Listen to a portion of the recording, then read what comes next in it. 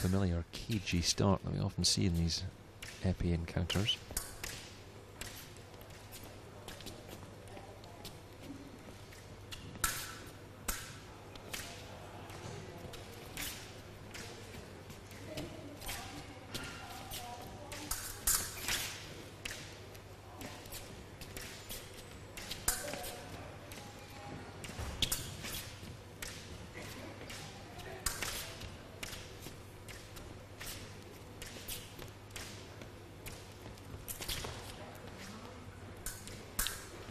Again, it looks like Georgina Usher's kind of biding her time and just, perhaps again she's fencing in her half of the piece, waiting for her to make a mistake and pick up on that. Again, the referee's called for passivity. It's gone through to the second period.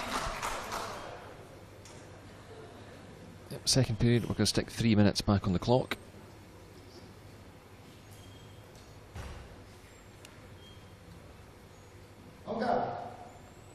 With nothing scored.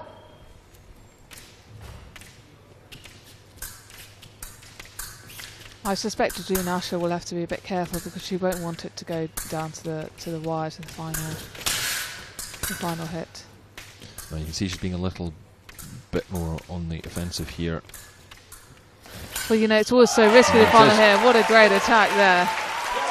Looked like she hadn't quite made it for a second, but it's that long rangy reach she has. Yeah, it seems like a never-ending attack. And yeah, you can see already she's just hopping back a little. She knows she's got the point lead, and she's going to let her younger opponent come on to her, I think. Yep, she's going to make her work for it, that's for sure. Simms-Lymn, just 15 years old.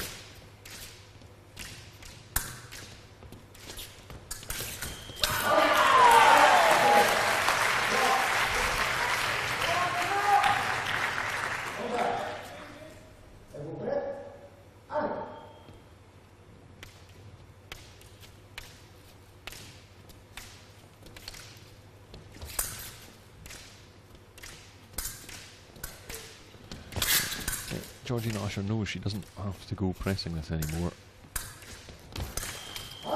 Yeah, although just as you say that, Nick. Commentator's curse again.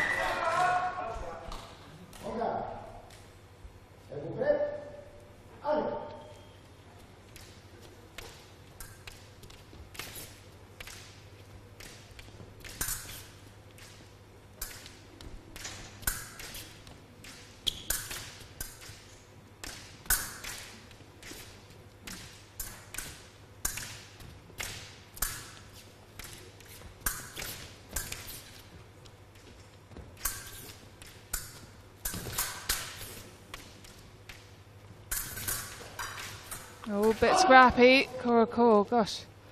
Georgina took a bit of a knock to the back of her head there. Just taking a bit of time to reset. The referee just telling her to advance and reset where they last were.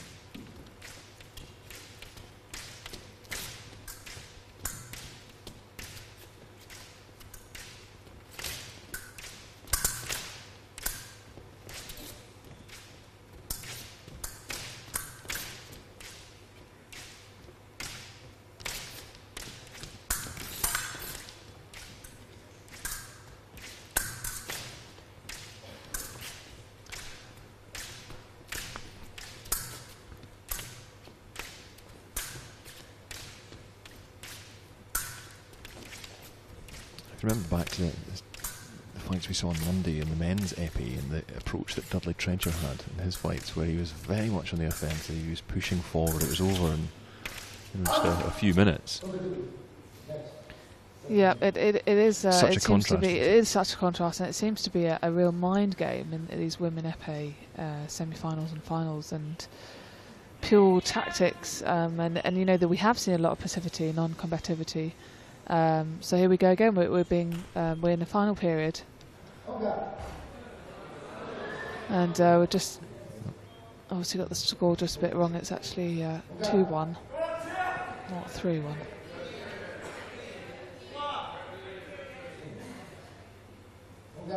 Well, crowd helping out, making sure everybody's on the same page.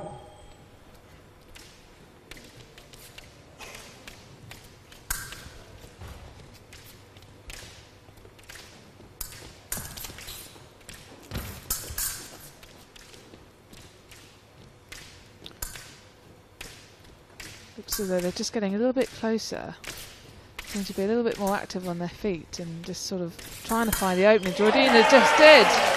Absolutely crucial hit in the fight. Yeah, and she just turns a little to her supporters, a little fist pump there to say, yep, I think she knows how important that was. I don't think either fighter will want to see what happened in the last 8 again, where the fight was called off and awarded. Not in a Commonwealth final, certainly.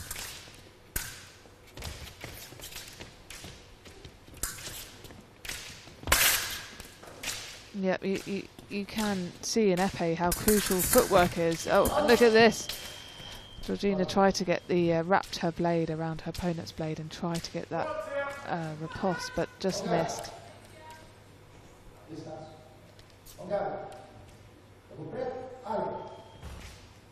Yeah, especially in Épée, you want to stay sort of far enough away to prevent yourself from getting hit, but also close enough for you to score that hit when the timing's right. And especially in Épée, the timing's got to be right, and you've got to really feel and see that opening before you go, because it's dangerous stuff.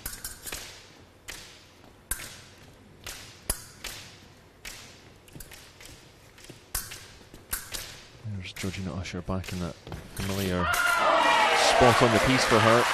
Right back in that coloured zone, just staying on the balls of her feet and scoring another hit. That puts it out to a 4-1 win, and given that it's a very low scoring match, you've got to think that Simms-Lymn has to get a bit more aggressive here. Yep, she's going to have to start becoming quite creative with her hits, and as you can see, she's already putting more pressure, again pushing Georgina into the back end of her piece. But you know, Usher just seems so comfortable in her end of the piece. She's picking off of her long reach, and I suspect she's kind of tactically very much from a position of strength now. Is this where perhaps a little bit of inexperience from Simms-Lymn might come into it, that she's down to the final minute and not much has changed in the way the bout's working out? Yeah, and I mean it is going to be difficult, because you know the time is running out. They've got a minute left, and she's going to have to do something different.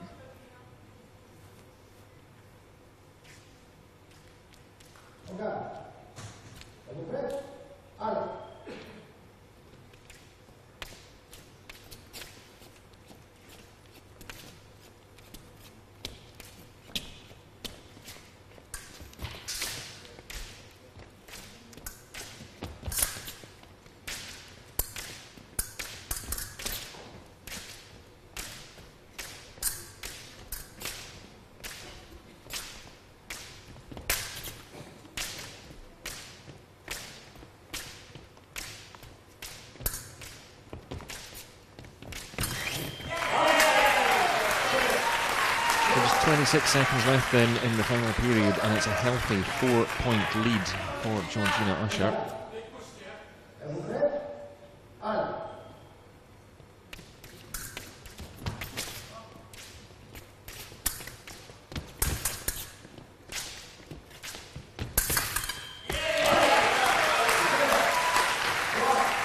Probably got to say now that Scotland is looking at its second gold medal of the day. 5-point lead now. The fighter on the right hand side of your screens.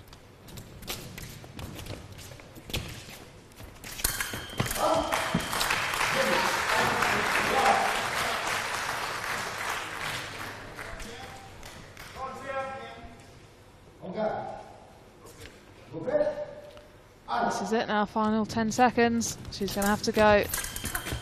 And Georgina's just picking her off. She's very much inside her comfort zone. Yep. I think she knows that the gold medal's hers. Yep. And you know, making that attack quite late in the day is very much playing to Georgina's strengths, I think. She's just taking a bit of time out to straighten her blade. You're not actually allowed to straighten your blade on the piece, on the metal piece. That's why she's just coming off piece to straighten her blade on the carpet.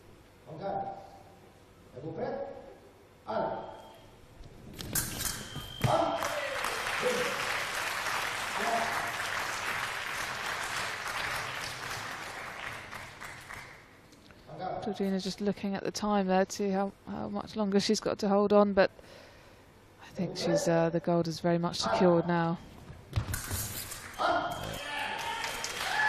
She just stood there with the point out waiting for that attack. Didn't have to do terribly much, knowing that her opponent was going to rush onto her, but you've got to think it's, well, I mean, it's clearly far too late. There's only 4 seconds left on the clock now.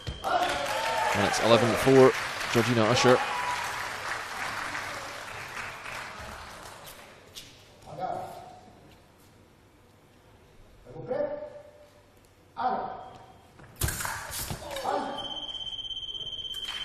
Gosh, it could be quite dangerous just standing there waiting for her to attack. That's the point, but that's it. Yep.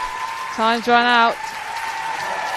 Georgina Usher is Commonwealth fencing champion. And there's a lovely standing ovation there for Georgina Usher. She has some warm words for her young opponent. She is the gold medalist.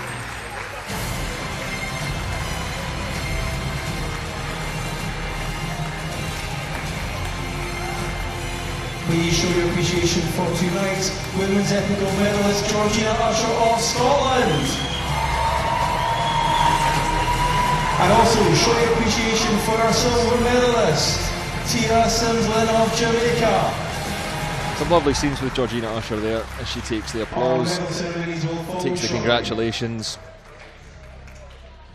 Jamaica coach there as well, sportingly coming over.